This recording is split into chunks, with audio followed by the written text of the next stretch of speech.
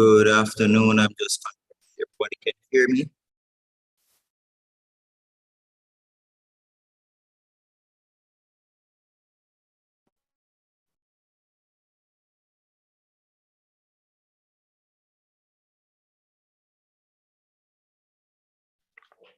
Yes, I'm hearing you. Hold on, Francis. I'm not hearing anything, so I just need to check what's going on.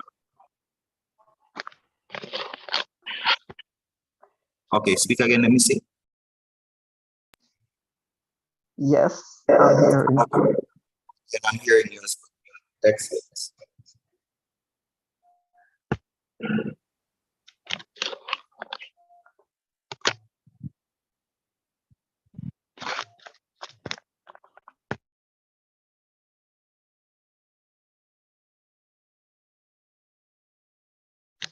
Okay, you hear me? Yes, I'm hearing you fine. Hearing you fine.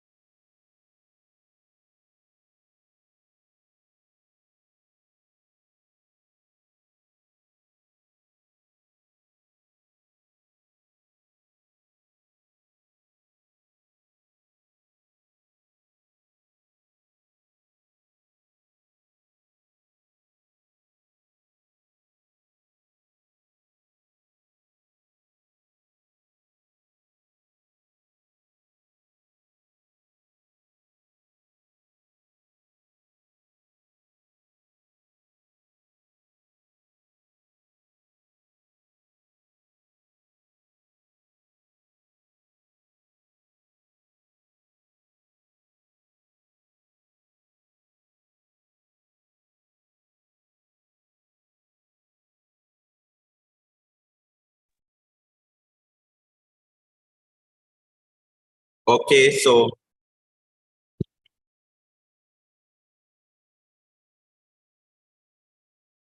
I'm about to begin the presentation. So today, the topic is Christianity, a white man's religion.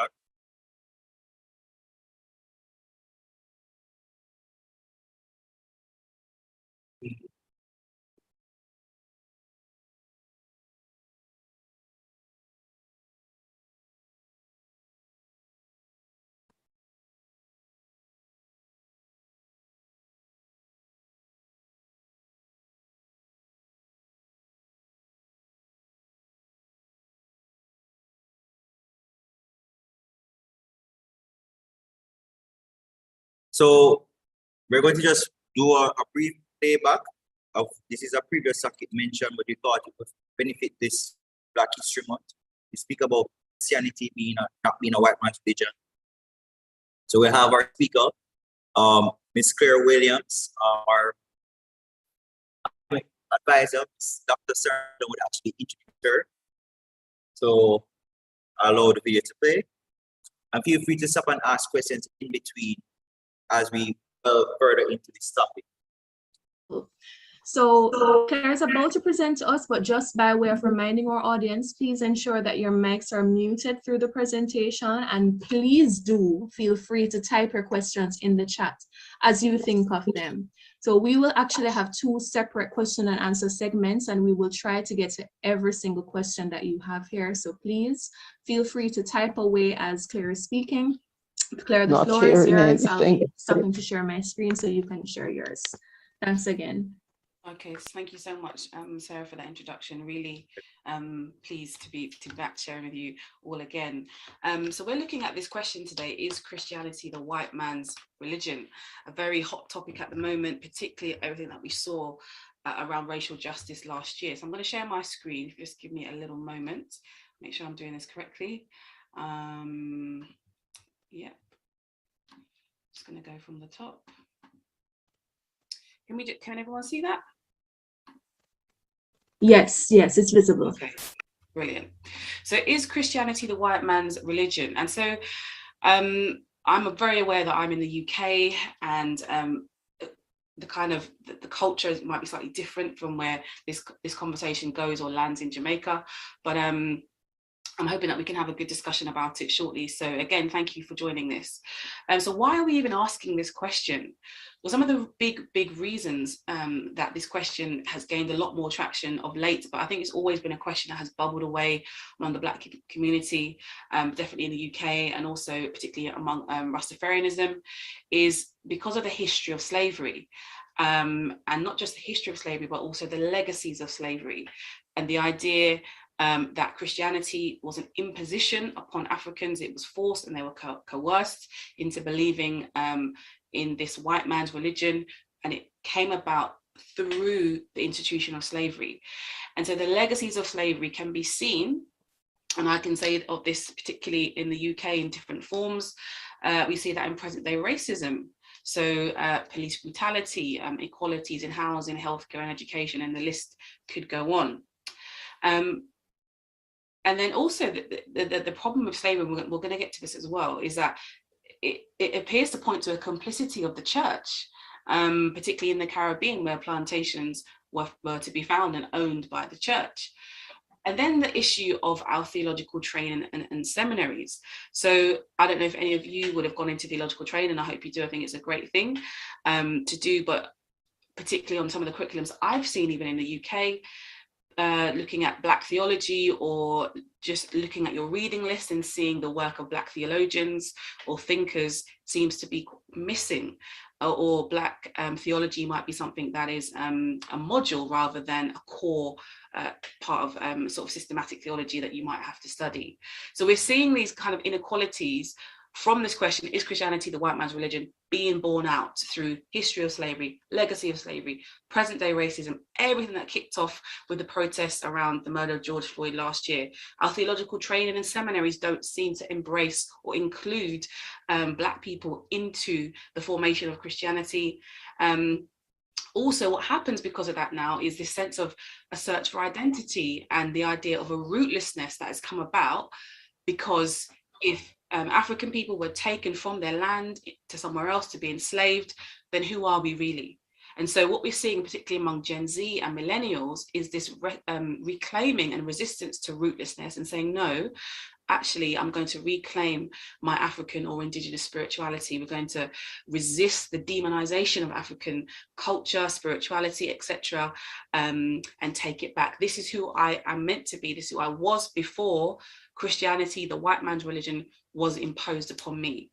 This is just a rough sketch as to why we're even bothering to ask this question.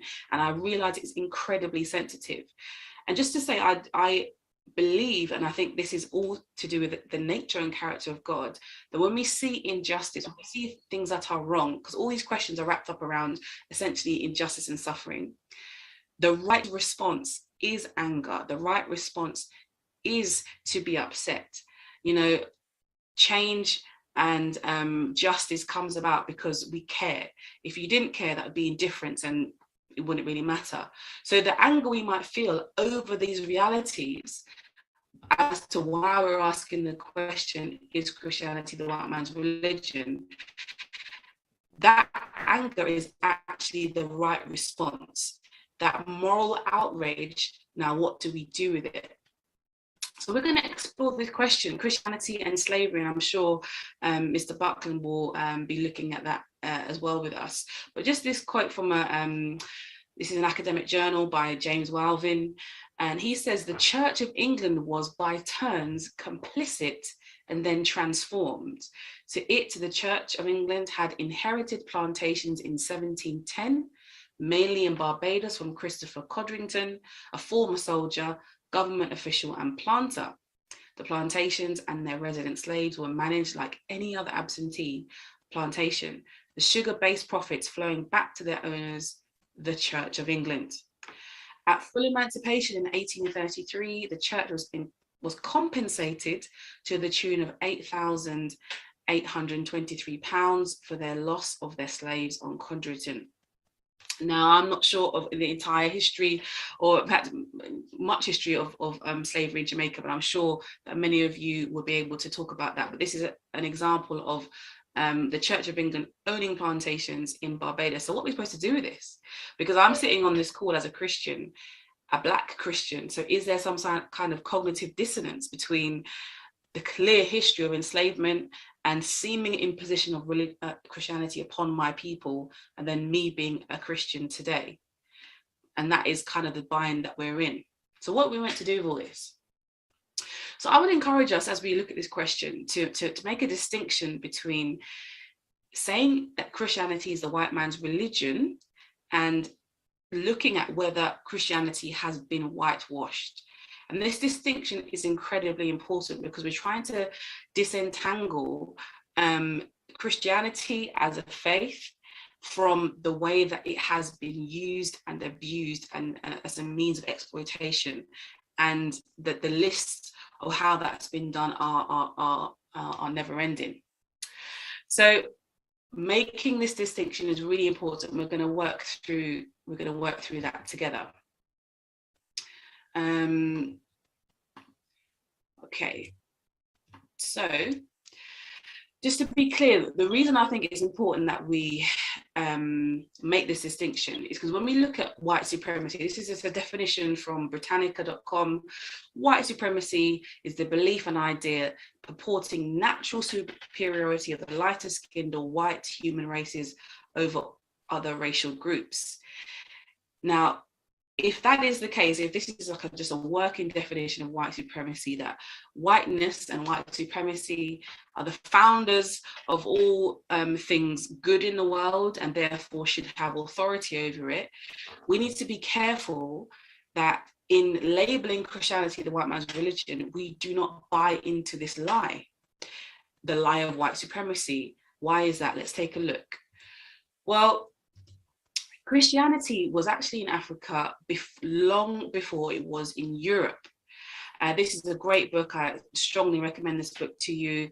Defending Black Faith by Craig Keener and Glenn Usury, answers to tough questions about African American Christianity. And they say this: Christianity became the religion of that land. This is so Abyssinia, modern day Ethiopia, at roughly the same time it became the religion of the Roman Empire. Abyssinia's Aksumite king Ezana converted sometime around 333 and made Christianity the state religion. Many Christians had lived in Aksum before that time. As when we start to look at African history, it kind of upends this idea that Black people only encountered Christianity through slavery. And I'm not here to endorse slavery. I'm not here to endorse that, oh, you know, God was trying to show us who he was through the institution of slavery. That's not my argument. at all. I'm not here to defend the institution of slavery. I find it reprehensible. When we look at our history, and remember, part of our grievance with this question is that there has been an erasure of Black history, of Black culture, because of colonization and because of empire. But actually, if we buy into the lie of white supremacy, we then erase these truths and these facts that I'm presenting today, that Christianity was actually in Africa before it was in Europe, and long before the transatlantic slave trade. Another example of this is in a great book by the Jerome Gay Jr. This is fresh off the press. This is new this year, I believe. The Whitewashing of Christianity: A Hidden Past, a Hurtful Present, and a Hopeful Future. And he says this: when Europeans were still worshipping Odin and Thor, anybody like, I think it's Marvel with all of the films there with Thor, African Christians in Egypt, North Africa, Ethiopia, and Nubia were worshipping Jesus as Lord and Savior. So when we start to dig into our history, which has been hidden from us, which has been erased, which has been whitewashed, we start to see that Christianity was present in Africa before it was present in Europe. And I found this astounding. There's another fact from this book here by Jerome Gay Jr., where he mentions that some Africans were taken to, I believe, Sweden, and they were persecuted and I think ultimately killed for their faith in Sweden. So Africans were taken from their country to Europe. This is in around this time as well, not around this time, it's long before Christianity reached Europe, and they were martyred there. And so his point was that it was actually safer for Christians to be in Africa than it was in Europe for a long time. But this is not the stuff that we get, unfortunately, in our theological training or seminaries. We kind of begin our church history with the Reformation, which completely erases all of this information. Another interesting fact, which I found fascinating, having done a bit of theological training, and again, our church history starting from the Reformation, is that Luther, the father of the Reformation, he developed a fascination with the history of theology of Ethiopian Christianity. Ethiopia, in Luther's estimation, provided a glimpse into what was in Christianity's past and what ought to be in her future. So this great founder of the Reformation actually had meetings with someone called Michael the Deacon, again, an African Christian from North Africa, and was quite inspired by what he saw of the Ethiopian church before the Reformation. However, as Jerome Gay's book shows us, this stuff has been whitewashed out of sort of Western Christian memory. And therefore, along with all of the pain and all of the tragedy and all of the moral outrage that we rightly feel about slavery in particular, because this information is hidden from us, this brings about the feeling that, do you know what? Christianity is the white man's religion. I wash my hands of it. Africans in Church History, and this is a great book by Vince Bantu, and do check out Vince Bantu's work. He's just literally doing lots of research, learning ancient languages that unfortunately our Western, white Western theologians didn't learn, and therefore rejected forms of African Christianity because of it.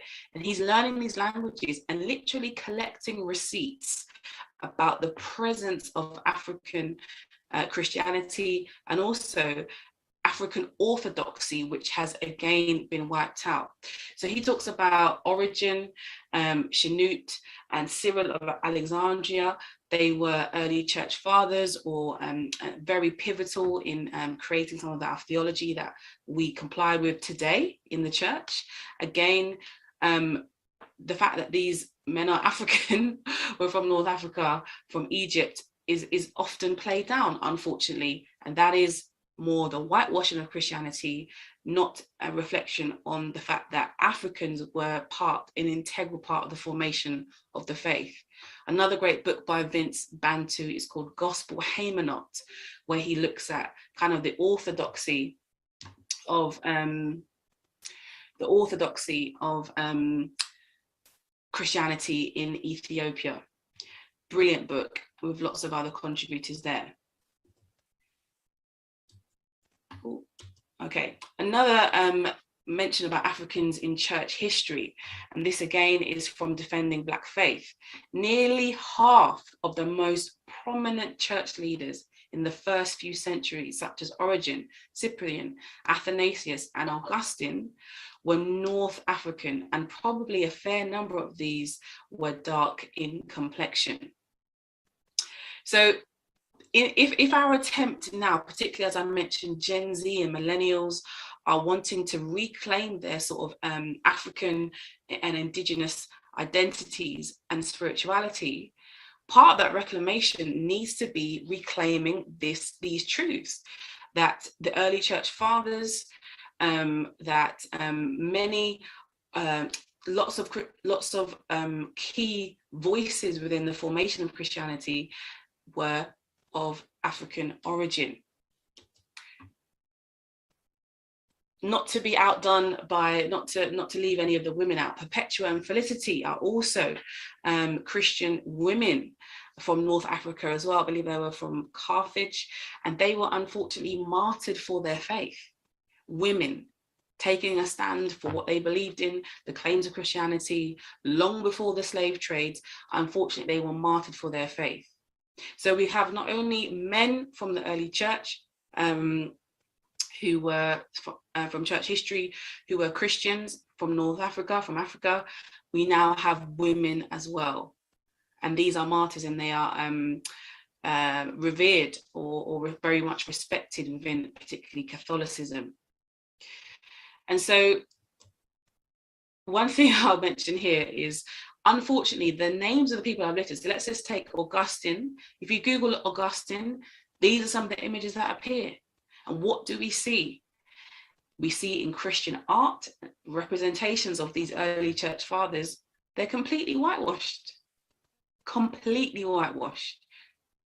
They do not look like me. They do not look like you. And this is what has happened with what Jerome Gay Jr. really does a fantastic, thorough job of investigating. It whitewashes Christianity. And so it creates this disconnect between people like myself and you when we look at, when we encounter Jesus, or if we even find him even remotely compelling, but then when we see that all of our seminary, all of our resources are faces that don't look like us, what are we supposed to do with that? It does create a disconnect, and you think, well, I've been written out of God's plan of salvation. I'm not a part of this.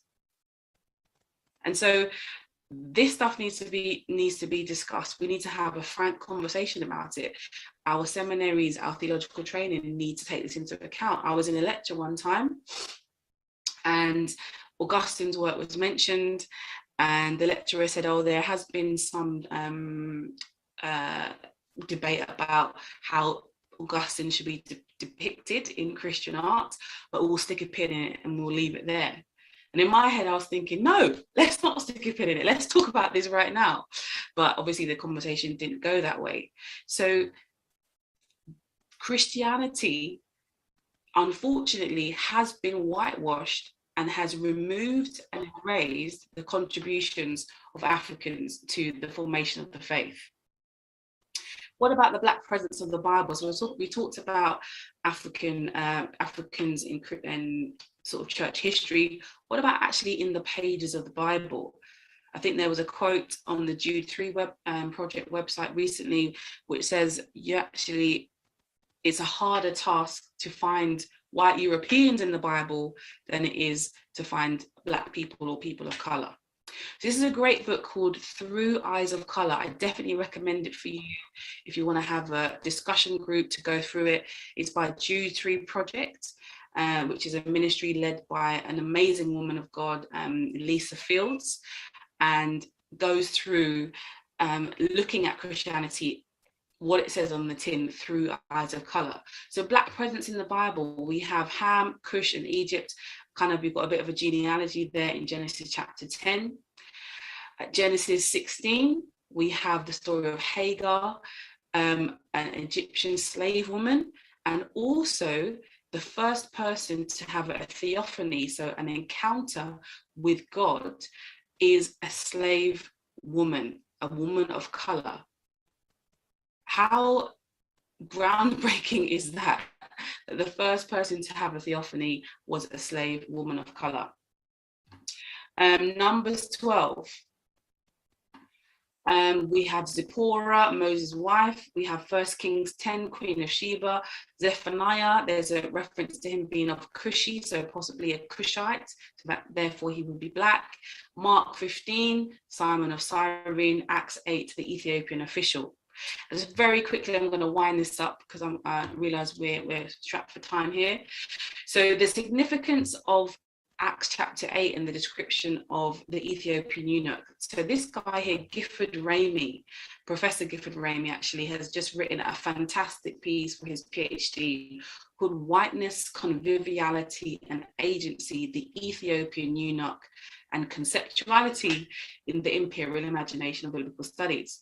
And so to begin this, he talks about how, unfortunately, again, in the scholarship, in some of the commentaries that myself as a Black Christian would read about of Acts 8, where we have an Ethiopian official, is this sense of erasure. The vast majority, I'm reading now, the vast majority of commentaries mistakenly conceptualize the Ethiopian eunuch account in Acts 8, 26 to 40 as having scant connection with the rest of Acts, adding little to the development of Luke's narrative and theology, never mind his missiology. So what he's saying is here, a lot of the time we see in the commentaries on this specific chapter, when we've got a Black person in the Bible, the white commentators, scholars will dismiss it as kind of extraneous to the text.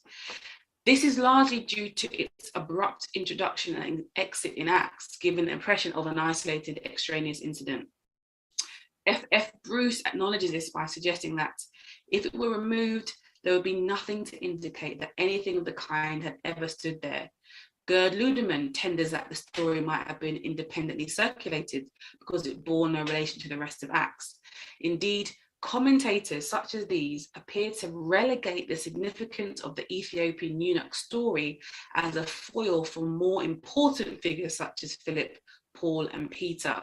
So basically, Ramey's point here is that we need to get back into our theological colleges, get back into our commentaries, and see where white scholars, for whatever conscious or unconscious bias, have tried to play down the significance of Black persons in the Bible. And this piece is absolutely brilliant. You can download it for free if you just Google the title, and then we'll put it into the chat for you as well. And you can read his paper.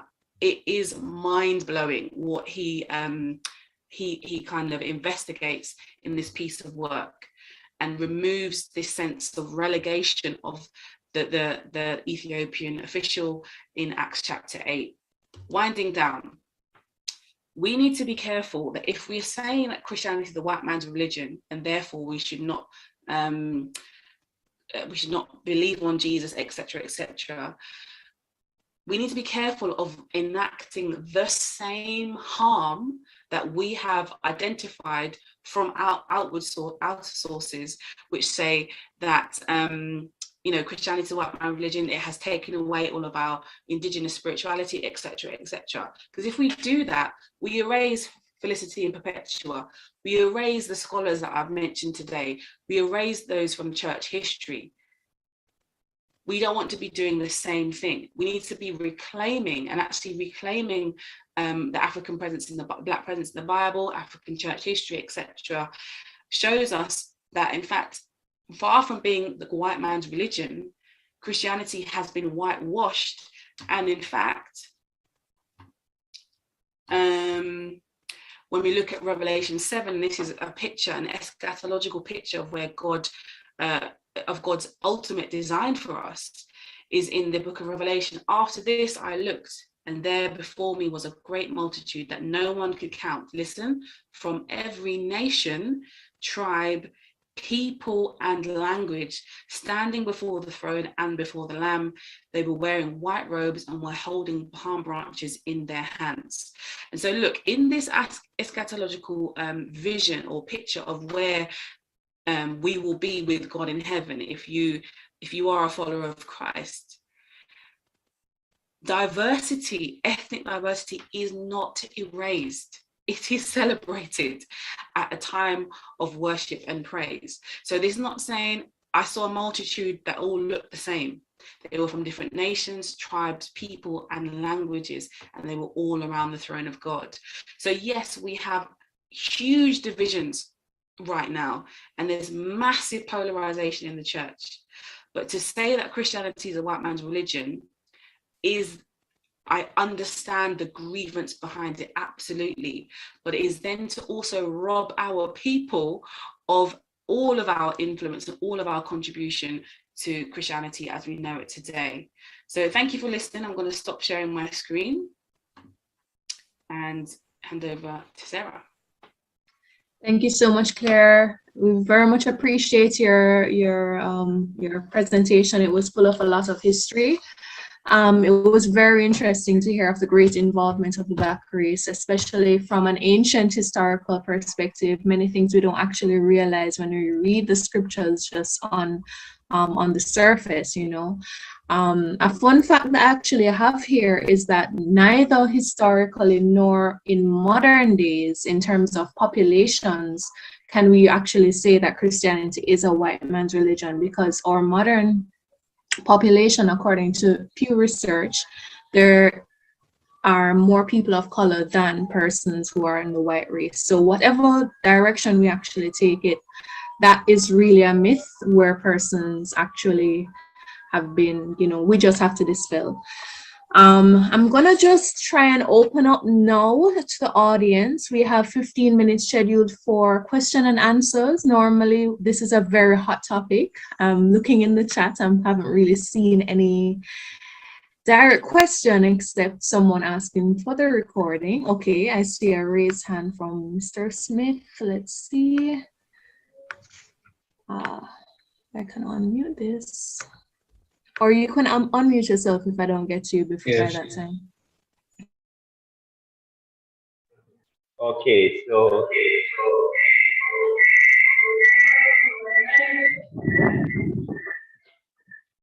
all right, so I'm opening the floor for questions. Do you guys have any questions on the presentation that was just done?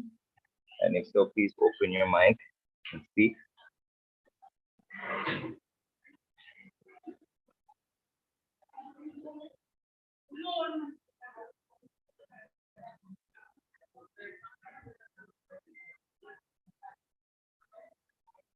Okay, I see that there are no questions so far.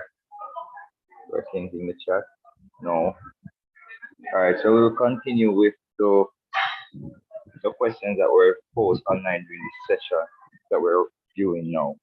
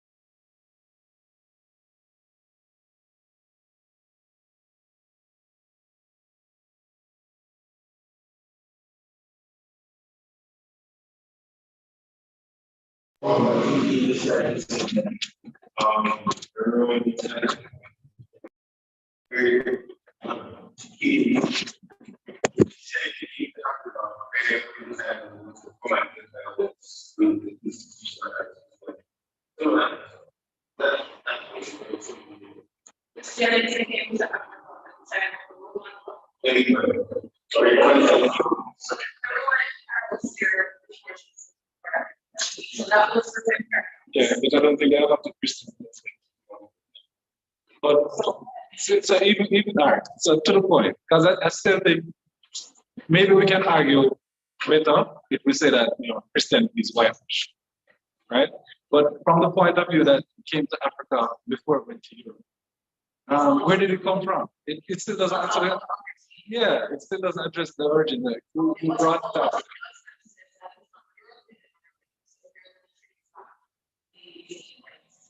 No.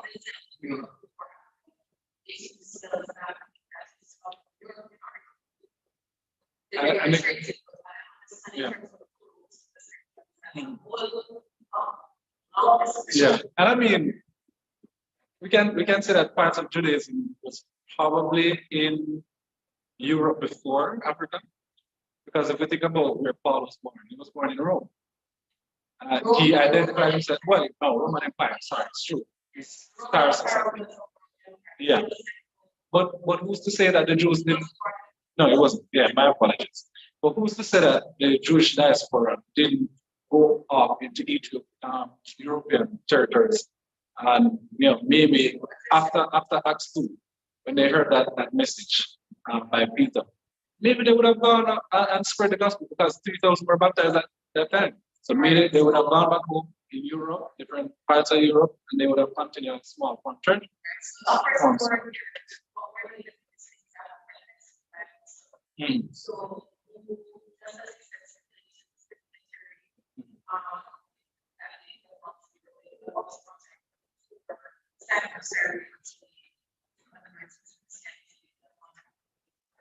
Did you say that Simon was already converted?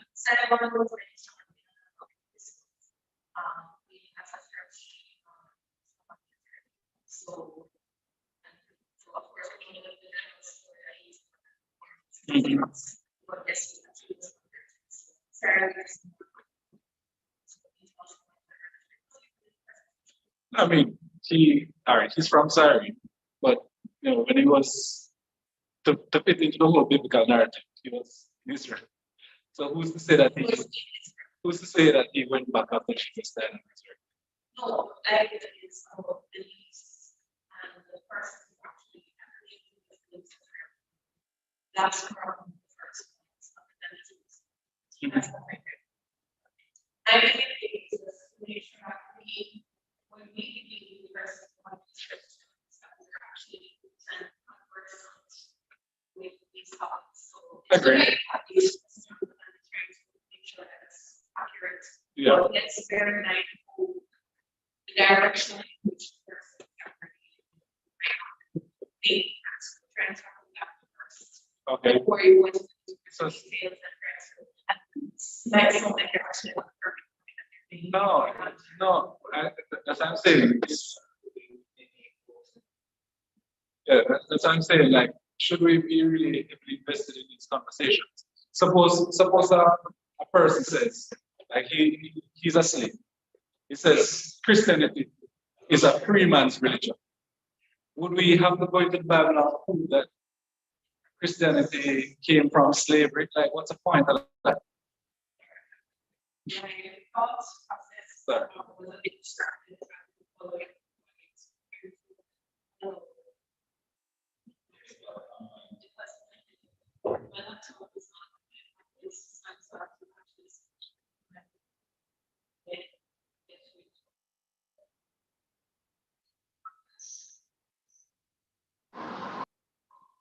Sharing the screen.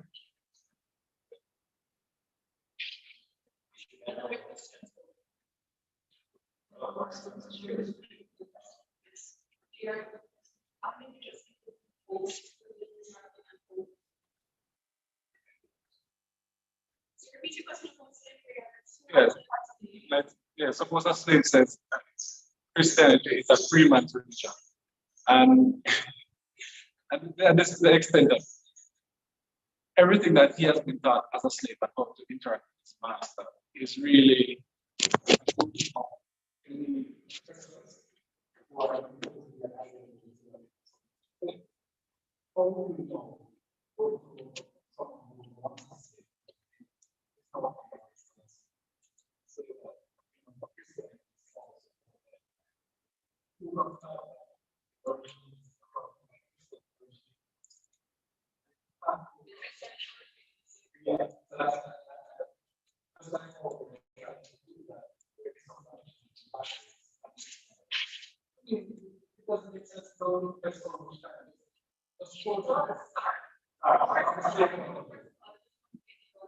Sorry guys, I'm here.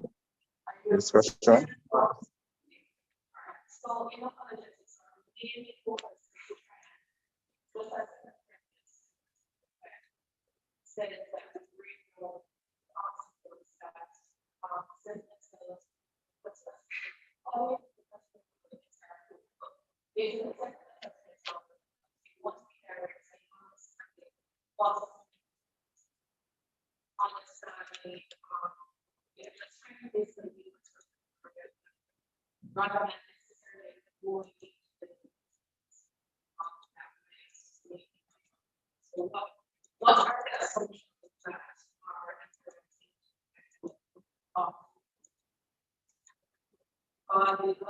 Accountable.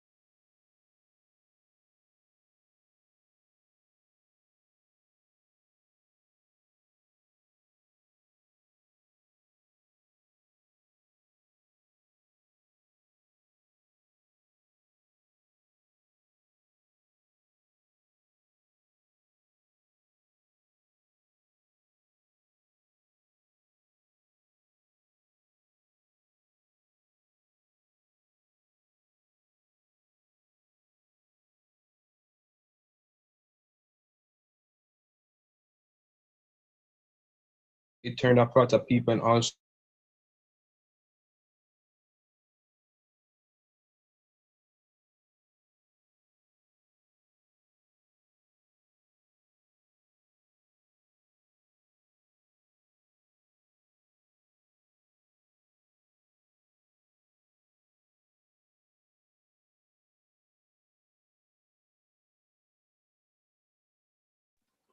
We're sorry about the delay.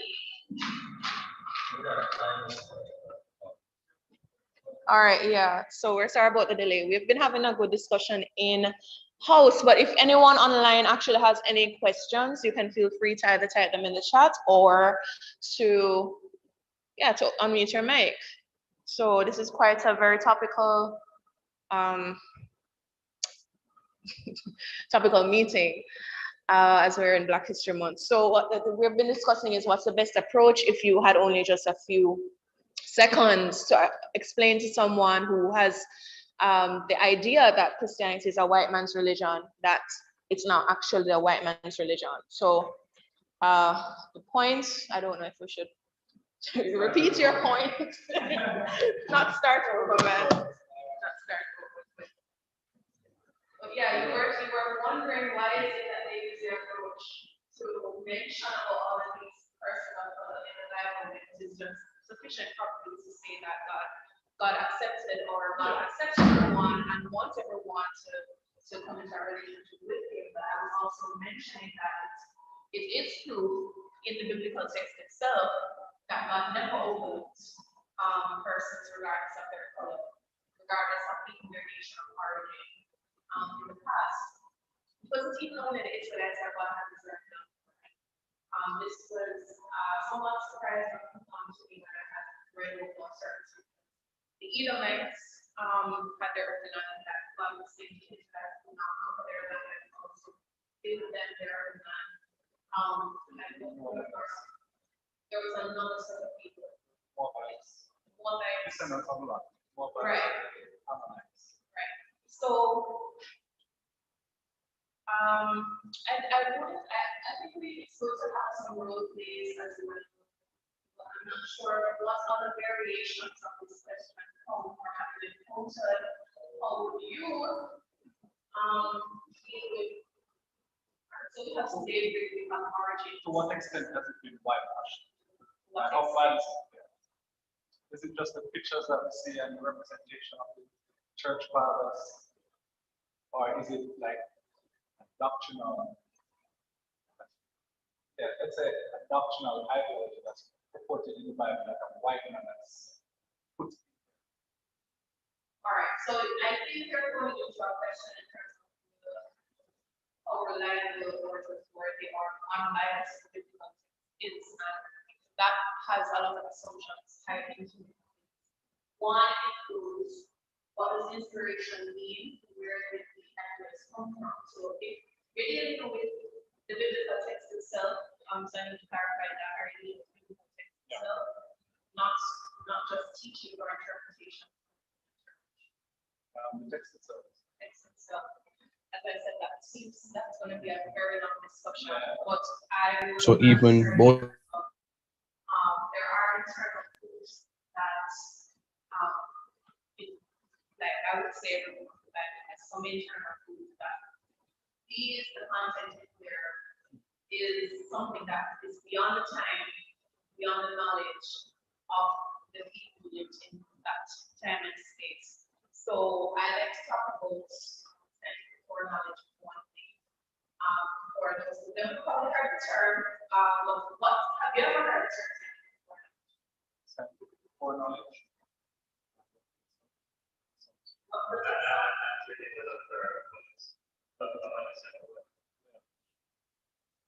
Yes, for knowledge.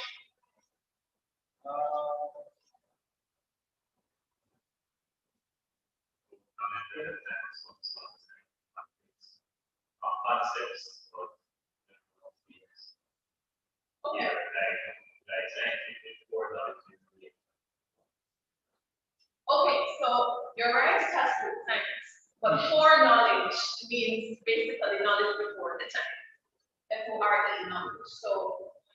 these are things that were written by that persons in those eras did not have known.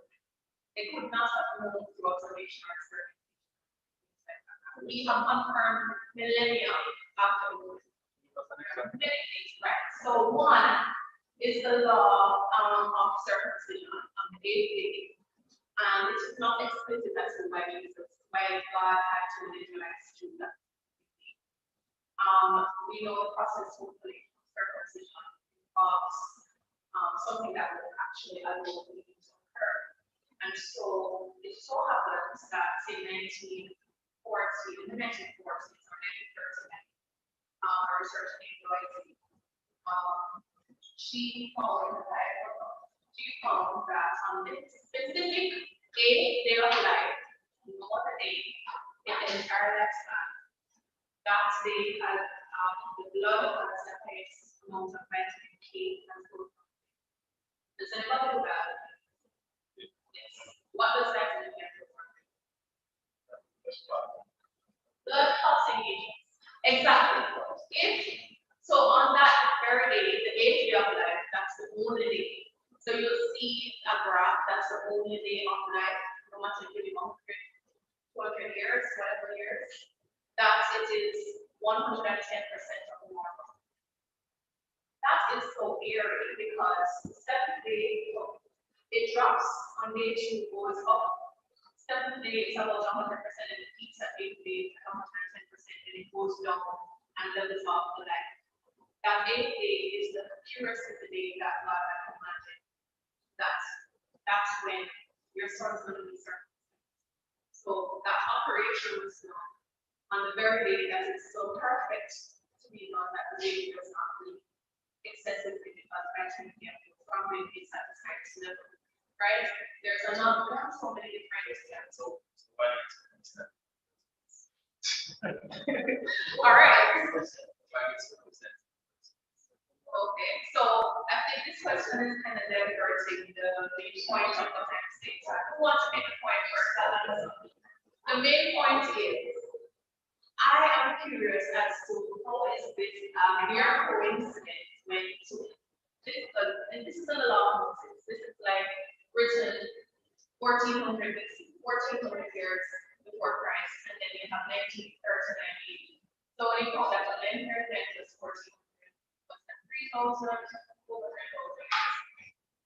years after that you're actually seeing so not to leave. You're actually seeing how technology now or what microscopic agents out of the many like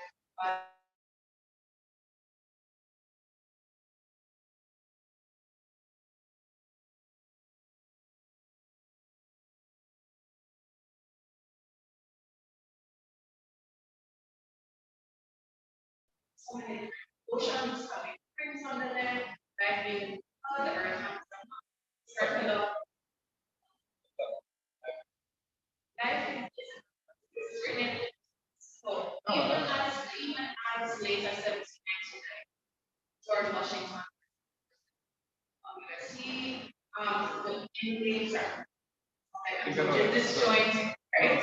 But medical practice and the medical some of the medical practice had believed that for a person's disease as letting. So George Washington welcome. Thank you.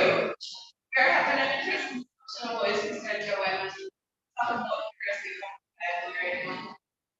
So whether you're able to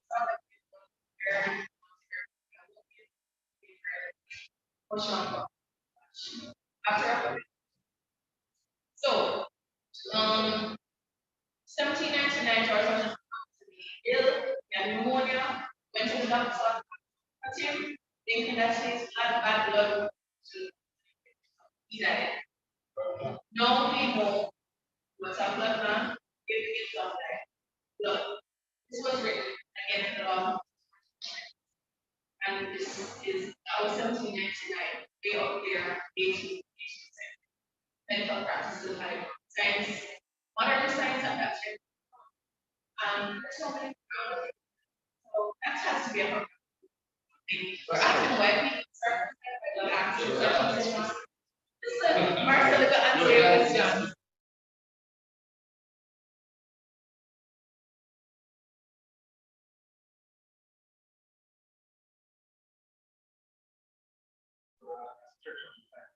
No, it's not. I think it's very wrong. It's like a problem of law. Right, we didn't realize that. Whatever you put out there, Jesus calling you to law. Benefits. I think he would probably be better to talk about some of the benefits of circumcision. Look at Trump. Look at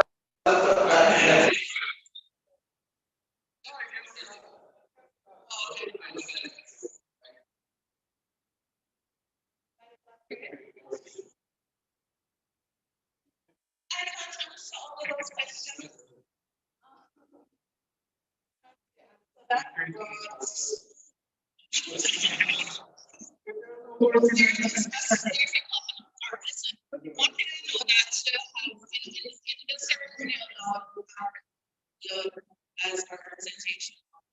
So I don't know if that was just for us to right, exactly. So yeah. Jared, please make sure it's going to be Okay, so all right, so I can tell you the end of the session for today, but I have a few things to actually show you guys for next week. Next week will be not here during the usual time. We'll be by the chapel, where we're talking about science and the Bible. Yeah, by UCCF.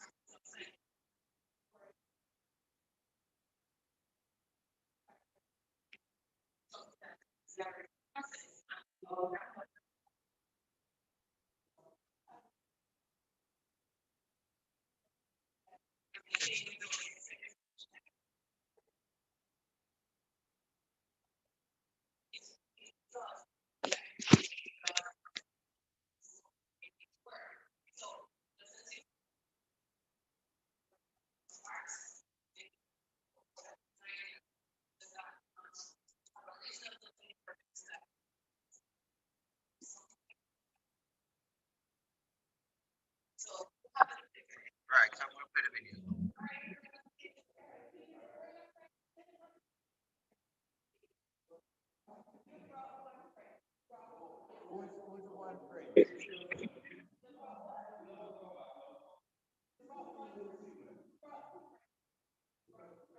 I guess who's the second friend?